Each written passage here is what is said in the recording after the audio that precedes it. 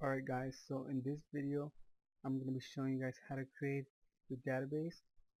Uh, so basically my database is social. That's what I named it. You guys might name it something else, but once you have your database set, you have to create tables.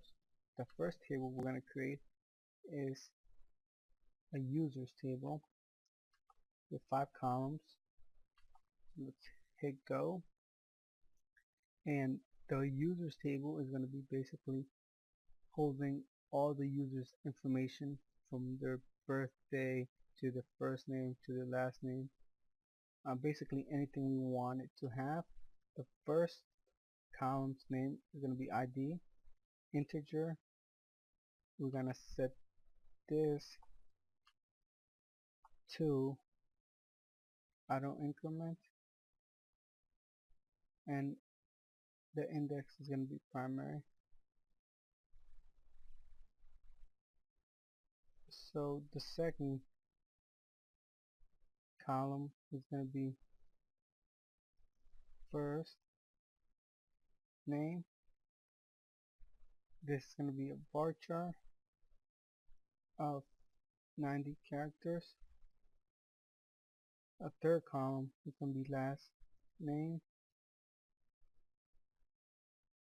with a varchar of 90. You guys could have how many ever characters you guys want. It's your social network. The fourth column is email,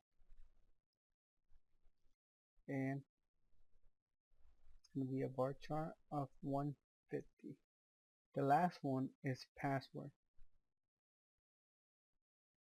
This is going to be a varchar of 150 also. Just remember, this could be as long as you want.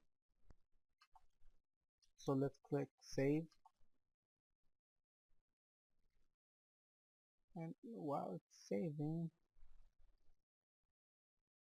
alright, so we created our database. Just let's go back to social and you'll see it. So as you can see, my tables right here.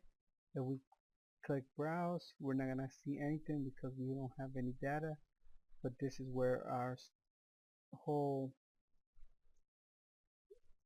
data is going to go into.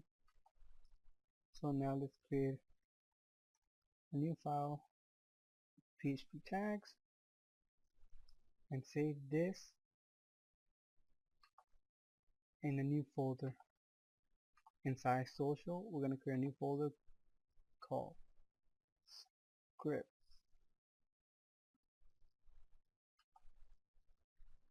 and inside that folder we're going to name this db.php.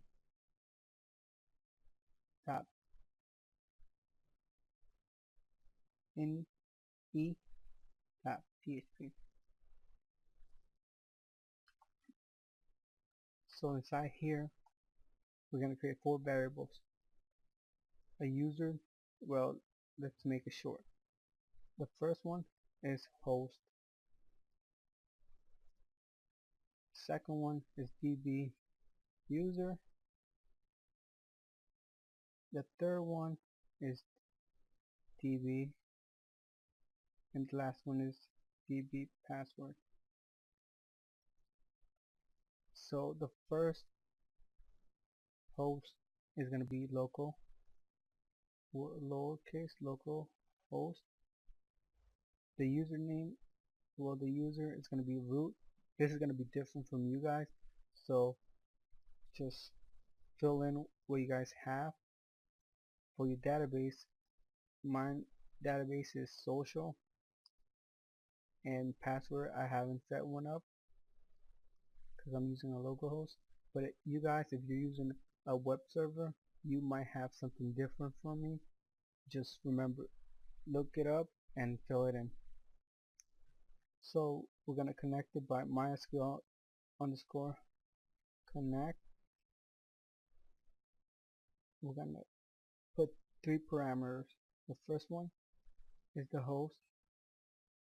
second one is the database user. The third is the database password. And then we're gonna connect, well, we're gonna select the database. So MySQL underscore select, select underscore DB,